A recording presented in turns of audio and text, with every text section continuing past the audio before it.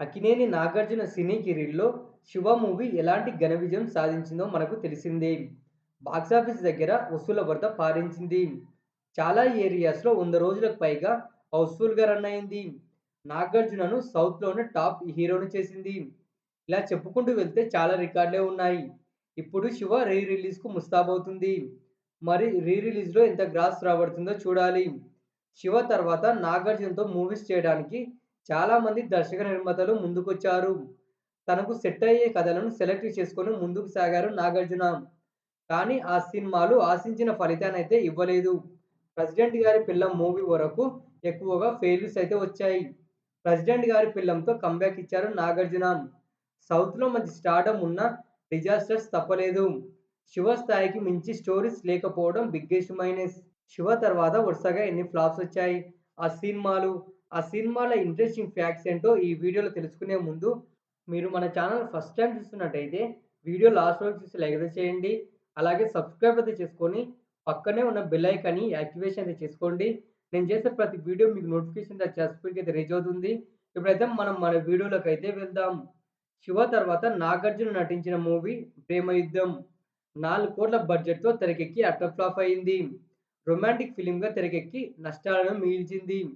తమిళ్, కన్నడ భాషలో కూడా రిలీజ్ అవ్వగా అక్కడ కూడా నష్టాలే మిగిలాయి. ఒక్కొక్క పాటకు 15,00,000 ఖర్చు చేయడం అప్పట్లో హాట్ టాపిక్‌గా మారింది. ఆ వెంటనే 'నేటి సిద్ధార్థ'తో ఆడియన్స్ ముందుకొచ్చారు నాగార్జున. నాగార్జునతో పాటు కృష్ణంరాజు, శోభన, ఆయేషా ప్రధాన పాత్రలో నటించారు. ఇదొక remake movie. Revenge డ్రామాగా తెరకెక్కింది.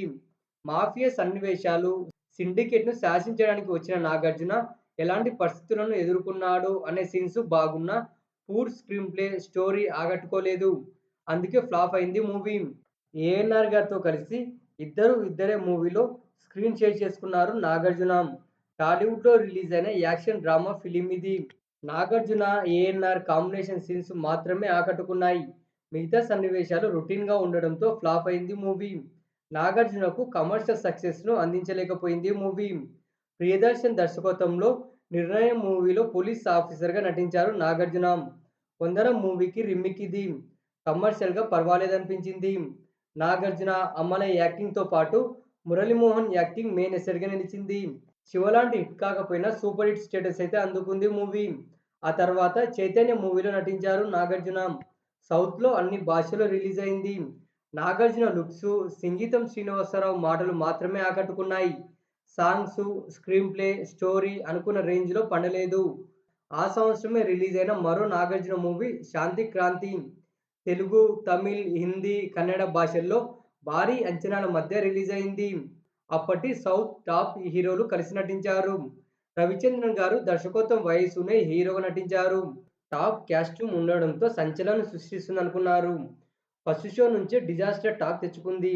Pan India రేంజ్‌లో సక్సెస్ సాధించి ఉంటే మరో 'శివ' అయ్యేది. నాగార్జున నటించిన డార్క్ డ్రామా ఫిల్మ్ 'జైత్రయాత్ర' హై వాల్యూస్‌తో తెరకెక్కి ఫ్లాప్‌గా మిగిలింది. విజయశాంతి, నాగార్జున సీన్స్ మాత్రమే పర్వాలేదనిపించాయి. కమర్షియల్ సీన్సు, స్క్రీన్ ప్లే అంతగా పండలేదు. ఫాజిల్ దర్శకత్వంలో 'కిల్లర్' మూవీలో నటించారు నాగార్జున. నాగార్జున కిల్లర్‌గా ఎందుకు మారాడు? తన చిన్ననాటి పరిస్థితులు ఎలాంటివి అనే సీన్స్ పర్ఫెక్ట్‌గా ఎస్టాబ్లిష్ చేశాడు దర్శకుడు. ఈశ్వర్ పాత్రలో నాగార్జున అదరగొట్టాడు. కమర్షియల్‌గాను హిట్ అయింది మూవీ. 1992 సంక్రాంతికి భారీ అంచనాల మధ్య రిలీజ్ అయి సూపర్ డూపర్ హిట్‌గా నిలిచింది. 1992లో రిలీజ్ అయిన నాగార్జున మరో మూవీ 'అంతం'. 'శివ' తర్వాత నాగార్జునతో ఆర్జీవీ తెరకెక్కించిన సెకండ్ ఫిల్మ్ ఇది. అప్పట్లోనే శ్రీలంకలో షూటింగ్ జరుపుకొని ఎక్స్‌పెక్టేషన్స్ పెంచేసింది మూవీ. స్టోరీ ఆకట్టుకున్నా అంతగా స్క్రీన్‌పై పండలేదు. ఫైనల్‌గా ఫ్లాప్ అయింది. హిందీలో 'ద్రోహి' పేరుతో రిలీజ్ అయి అక్కడ కూడా ఆడలేదు. ఆర్జీవి తన స్టైల్‌లో రూపొందించారు మూవీని. కోదండరామిరెడ్డి దర్శకత్వంలో నాగార్జున నటించిన 'ప్రెసిడెంట్ గారి పెళ్ళం'తో బ్లాక్ బస్టర్ అందుకున్నారు నాగార్జున. విలేజ్ బ్యాక్‌డ్రాప్‌లో ఫ్యామిలీ ఎంటర్‌టైనర్‌గా తెరకెక్కింది మూవీ. నాగార్జున, మీనా, శ్రీకాంత్, చంద్రమోహన్ సీన్స్ మూవీకే ప్రధాన బలం. 'శివ' తర్వాత సరైన హిట్‌ను అందించింది 'ప్రెసిడెంట్ గారి పెళ్ళం'. ఇలా 'శివ' తర్వాత 12 సినిమాలలో నటిస్తే అందులో 3 సినిమాలు మాత్రమే హిట్ అయ్యాయి. 'శివ' మూవీ నాగార్జున తర్వాతి సినిమాలపై అంత ప్రభావం అయితే చూపింది.